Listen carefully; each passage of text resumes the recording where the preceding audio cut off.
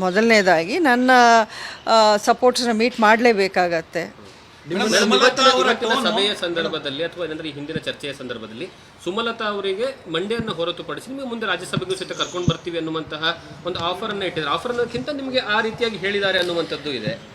ಸಂಧಾನ ಮಾಡೋ ಪ್ರಯತ್ನ ಅನ್ನುವಂಥದ್ದು ಅಲ್ಲ, ಸಂಧಾನ ಮಾಡೋ ಪ್ರಯತ್ನ ಅಂತಲ್ಲ, ಇದು ಒಂಥರ ಮ್ಯೂಚುವಲ್ ಒಂದು ಡಿಸ್ಕಷನ್ ಆಗಿತ್ತೆ ಹೊರತು ನಾನು ಈ 5 ವರ್ಷಗಳಲ್ಲಿ ನನ್ನ ಜರ್ನಿ ಯಾವ ರೀತಿ ಇತ್ತು, JDS ಅಲಯನ್ಸ್ ಆದಮೇಲೆ ನಮ್ಗೆ ಯಾವ ರೀತಿಯ ಒಂದು ಚಾಲೆಂಜಸ್ ಇರುತ್ತೆ ಕಾರ್ಯಕರ್ತರ ಒಂದು ವಿಷಯಕ್ಕೆ ಬಂದಾಗ, ನನ್ನ ಕಾರ್ಯಕರ್ತರು ನನ್ನ ಬೆಂಬಲಿಗರೇನಿದ್ದಾರೆ ಏನೇ ಇರಲಿ ಅವ್ರಿಗೂ ಒಂದಷ್ಟು ನಾನು ಆಶ್ವಾಸನೆ ಕೊಡಬೇಕಾಗಿರುವಂಥ ಒಂದು ಸಂದರ್ಭ ಇರೋದರಿಂದ ನಾನು ಯಾವುದೇ ಕಾರಣಕ್ಕೂ ಅವ್ರನ್ನ ಬಿಟ್ಟುಕೊಡಲ್ಲ ಅನ್ನೋಂಥ ಮಾತನ್ನು ನಾನು ಹೇಳಿದ್ದೀನಿ.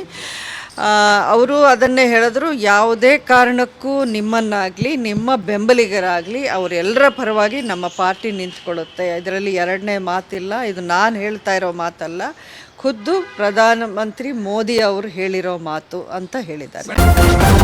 ನ್ಯೂಸ್ ಫಸ್ಟ್ ನಿರ್ಭೀತಿಯಿಂದ ನಿಮ್ಮ ಪರವಾಗಿ.